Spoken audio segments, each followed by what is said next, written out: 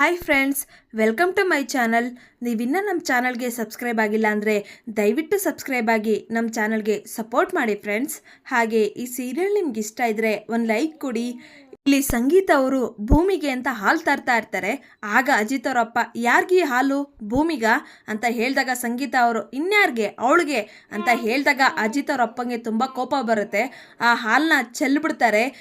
ಯಾರಾದರೂ ಆಶ್ರಮದಲ್ಲಿರೋ ಅನಾಥರಿಗೋ ವಯಸ್ಸಾದವ್ರಿಗೋ ಸಹಾಯ ಮಾಡು, ಇವಳಿಗಲ್ಲ ಅಂತ ಕೋಪ ಮಾಡಿಕೊಂಡು ಹೊರಟೋಗ್ತಾರೆ.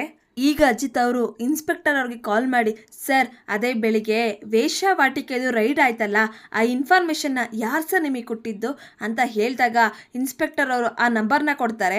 ಅಜಿತ್ ಅವರು ಆ ನಂಬರ್ನ ಸೇವ್ ಮಾಡಿಕೊಂಡು ಥ್ಯಾಂಕ್ ಯು ಸರ್ ಅಂತ ಕಾಲ್ ಕಟ್ ಮಾಡ್ತಾರೆ. ಈಗ ಅಜಿತ್ ಅವರು ಸರ್ವಿಸ್ ಸೆಂಟರ್ಗೆ ಕಾಲ್ ಮಾಡ್ತಾರೆ. ಹಲೋ ಸರ್, ನಾನು ಶಿಡ್ಲಘಟ್ಟ ಪೊಲೀಸ್ ಸ್ಟೇಷನ್ ಅಜಿತ್ ಕುಮಾರ್ ಮಾತಾಡ್ತಾ ಇರೋದು.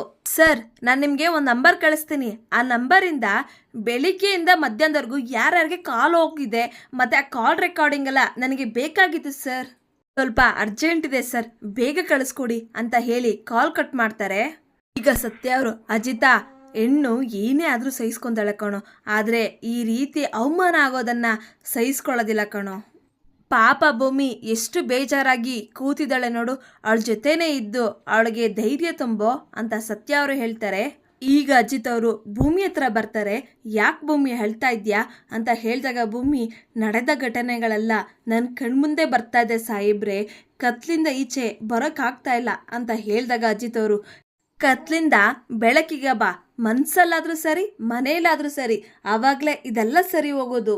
ಆಗ ಭೂಮಿ, ನನ್ನಿಂದ ಆಗ್ತಾ ಇಲ್ಲ ಸಾಹೇಬ್ರೆ, ಬೆಂಕಿ ಸುಟ್ಟದಂಗೆ ಆಗ್ತಾ ಇದೆ, ನನಗೆ ಭಯ ಆಗ್ತಿದೆ ಅಂತ ಅಜಿತ್ ಅವ್ರನ್ನ ತಬ್ಕೊಂಡ್ಬಿಡ್ತಾಳೆ. ಎಲ್ಲ ಸೇರಿ ನಂದೇ ತಪ್ಪು ಅನ್ನಂಗೆ ಮಾಡಿಬಿಟ್ರು, ಯಾರೂ ನನ್ನ ಮಾತು ಕೇಳಲೇ ಇಲ್ಲ ಅಂತ ಭೂಮಿ ಹೇಳ್ತಾಳೆ.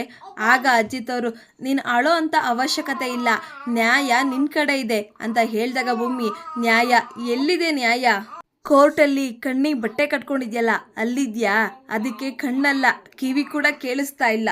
ಅಪ್ಪ ಹೋದಾಗ ಅಮ್ಮನಿಗೋಸ್ಕರ ಬದುಕಬೇಕು ಅನ್ನಿಸ್ತು, ಅಮ್ಮ ಜೈಲಿಗೆ ಹೋದಾಗ ಅಮ್ಮನ್ನ ಹೊರಗಡೆ ಕರ್ಕೊಂಬರೋದಕ್ಕೆ ಬದುಕಬೇಕು ಅನ್ನಿಸ್ತು, ಆದರೆ ಮಾನನೇ ಹೋದಾಗ ಇರಬಾರ್ದು ಸಾಹೇಬ್ರೆ, ನನ್ನಂತವಳು ನಿಜವಾಗ್ಲೂ ಬದುಕಿರಬಾರ್ದು ಸಾಹೇಬ್ರೆ, ನನ್ನ ಸಾವಿಗೆ ನಾನೇ ಕಾರಣ ಅಂತ ಬರ್ದಿಟ್ಟು ಸುತ್ತೋಗ್ಬಿಡ್ಲಾ?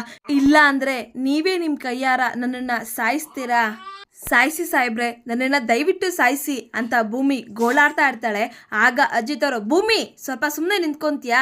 ಇಂಥ ಕೆಟ್ಟ ಹೆಸರು ಒತ್ಕೊಂಡೆ ಸಾಯ್ಬೇಕು ಅಂತ ಅನ್ಕೊಂಡಿದ್ಯಾ? ನಾನು 1 ವಾರ ಟೈಮ್ ಕೇಳಿಲ್ಲ ನಿನ್ನನ್ನು ನಿರ್ದೋಷಿ ಅಂತ ಪ್ರೂವ್ ಮಾಡ್ತೀನಿ ಅಂತ. ನಿನ್ನ ಮೇಲೆ ನಂಬಿಕೆ ಇರೋದಕ್ಕೆ ನಿನ್ನನ್ನು ನಿರ್ದೋಷಿ ಅಂತ ಪ್ರೂವ್ ಮಾಡ್ತೀನಿ ಅಂತ ಮಾತು ಕೊಟ್ಟಿರೋದು, ಅರ್ಥ ಮಾಡ್ಕೋ ಭೂಮಿ.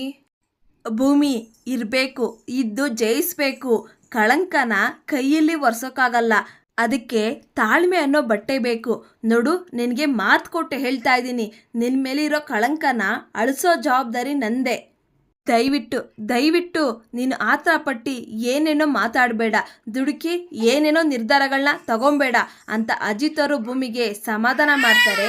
ಇಲ್ಲಿಗೆ ಸಂಚಿಕೆ ಮುಕ್ತಾಯಗೊಳ್ಳುತ್ತೆ.